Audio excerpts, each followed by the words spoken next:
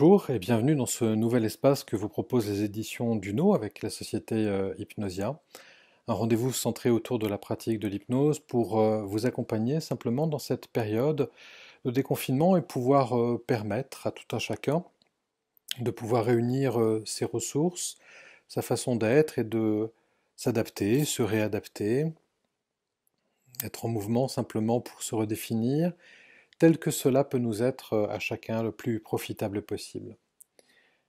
Aujourd'hui, nous allons explorer un exercice que l'on appelle un classique dans le champ de l'hypnose. On va bien sûr, et je vais m'y attacher, vous en proposer quelque chose qui, je l'espère, va constituer pour vous une expérience intéressante et vous pouvez bien sûr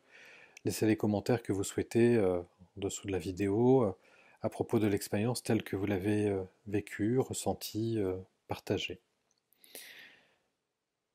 C'est la quatrième fois que nous vous proposons cet espace, et donc peut-être que même si vous n'étiez pas encore familier de l'hypnose, vous commencez à avoir quelques réflexes, ou peut-être simplement que vous continuez à mettre en pratique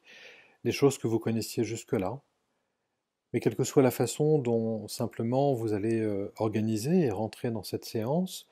je vais vous demander pour aujourd'hui de commencer de façon un peu différente, en vous demandant de fermer de suite les yeux. Fermez tranquillement les yeux. Tranquillement veut dire de la façon qui vous paraît à la fois la plus logique, la plus naturelle, peut-être en lien aussi avec une position que vous pouvez remodifier si cela est nécessaire, vous laissez ainsi si vous le souhaitez. Tranquillement veut dire aussi que vous installez progressivement dans une position dans laquelle vous êtes suffisamment familier avec cet environnement, quel qu'il soit,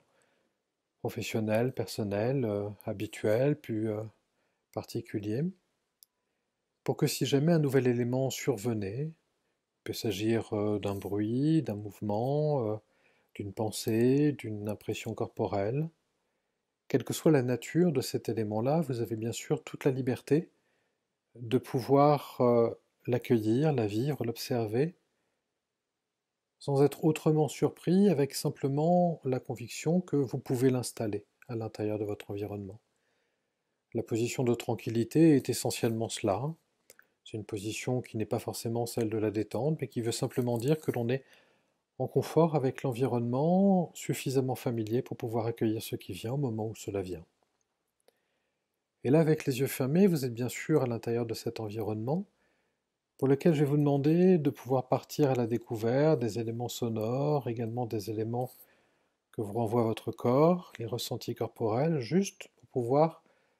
caractériser la façon dont vous ressentez cet environnement-là. Il y a des éléments que vous connaissez peut-être très bien, l'emplacement par exemple de la porte dans cette pièce.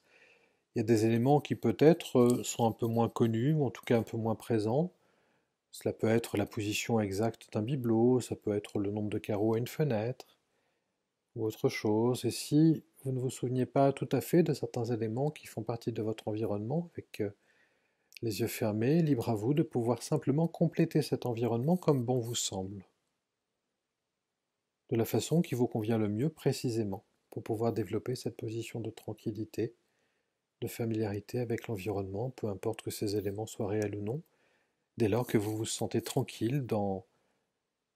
cet espace, tel que vous le composez, tel que vous le recomposez aussi peut-être. C'est simplement le lieu, l'espace, la pièce où se trouve la chaise, où vous vous trouvez,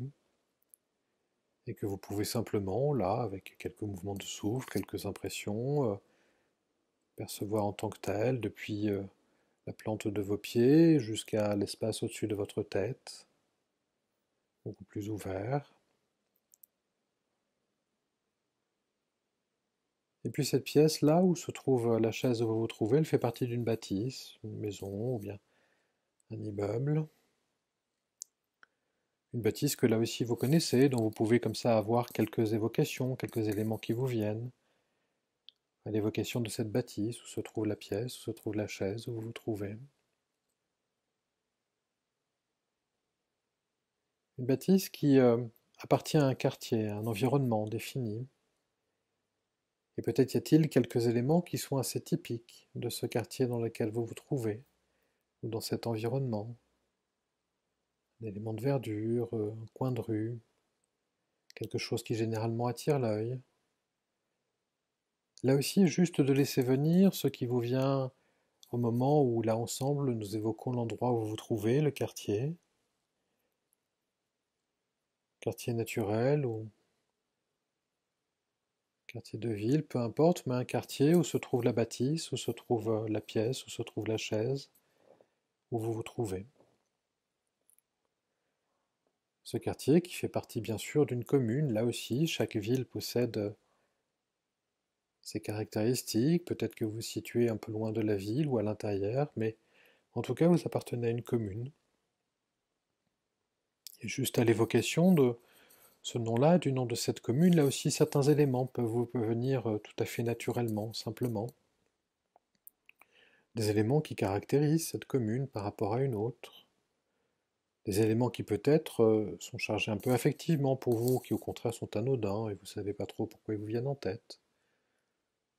Peu importe dès lors qu'il s'agit d'éléments qui appartiennent à la commune, où se trouve le quartier, où se trouve la bâtisse, où se trouve la pièce, où se trouve la chaise, où vous vous trouvez.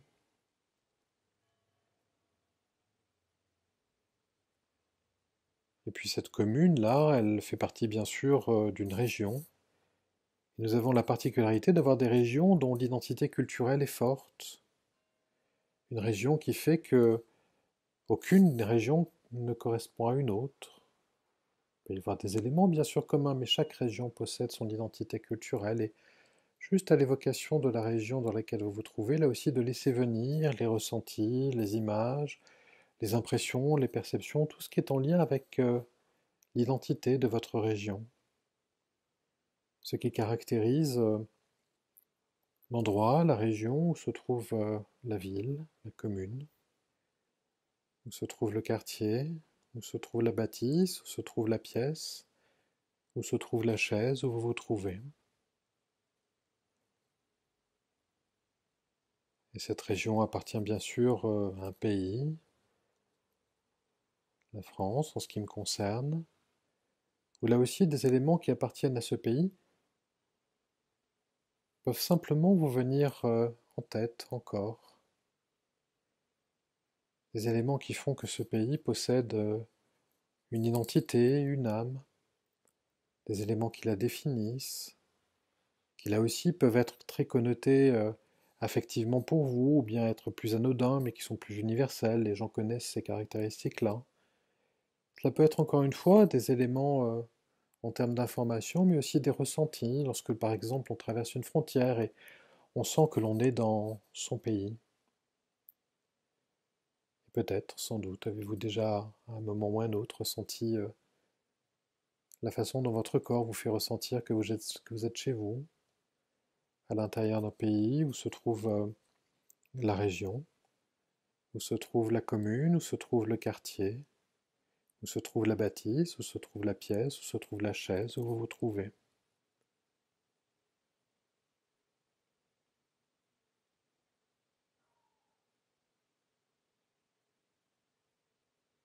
Et ce pays-là, il fait partie d'un continent, l'Europe. Un continent qui, là aussi, possède des caractéristiques en fonction des pays peut-être que vous connaissez ou dont vous savez qu'ils sont présents. Laissez venir simplement la façon dont votre corps peut vous évoquer des éléments en lien avec ce continent, l'Europe, où se trouve le pays, où se trouve la région, où se trouve la commune, où se trouve le quartier, où se trouve la bâtisse, où se trouve la pièce, où se trouve la chaise où vous vous trouvez.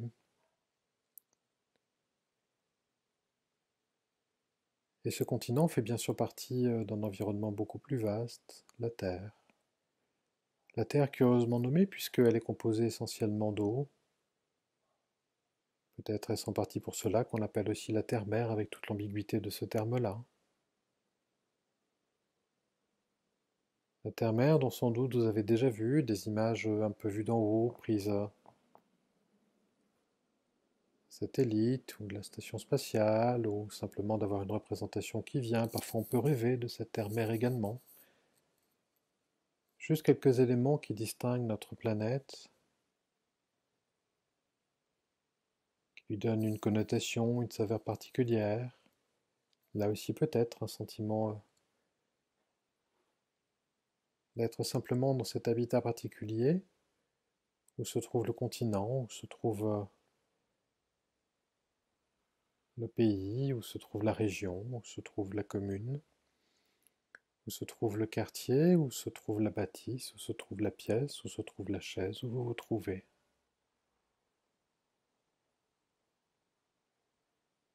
Et dans ce voyage, à la fois court et en même temps très lointain, de pouvoir juste au rythme de votre respiration, simplement prendre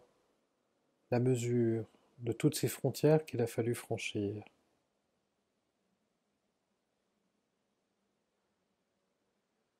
Et qu'au travers de ces frontières, à la façon dont vous vous êtes autorisé à ressentir et à laisser venir des choses, quelque chose a pu se construire, se reconstruire, s'établir, étape après étape,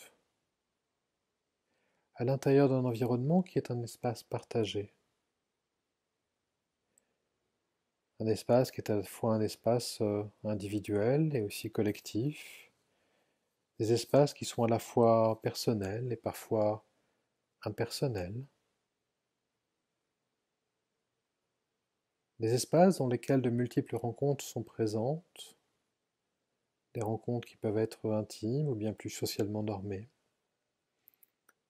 des rencontres qui peuvent être à des échelles différentes, l'échelle d'un environnement immédiat vers des environnements plus grands, juste de laisser peut-être dans maintenant cette prolongation du voyage que nous allons faire ensemble,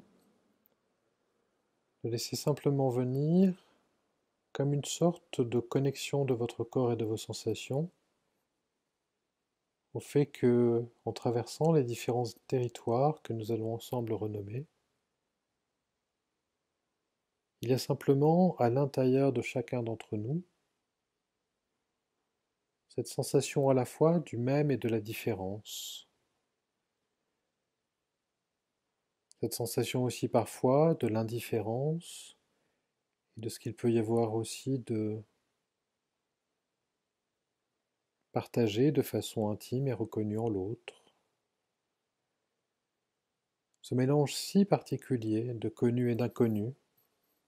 de lointain et de proche, de choses que l'on connaît et que l'on reconstitue. Il est possible simplement de vivre sur cette chaise à l'intérieur de cette pièce,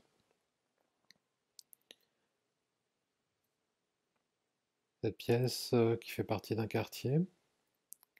à l'intérieur d'une commune, une commune qui fait elle-même partie d'une région, d'un pays, d'un continent, d'une terre-mère. Une terre-mère que vous pouvez aussi laisser un peu derrière vous pour simplement tourner la tête et puis laisser venir simplement une forme de lien, de connexion, de contemplation, peut-être aussi en partie avec l'espace. Ce mélange de fini et d'infini, ce lieu dans lequel on pensait que tout était vide et qui finalement se révèle être plein de choses. Les étoiles, les planètes, la matière différente, mais y compris l'invisible, peut donner des choses tout à fait tangibles. Et de simplement, là, être face à ce potentiel, à cet ensemble de l'infiniment petit, de l'infiniment grand,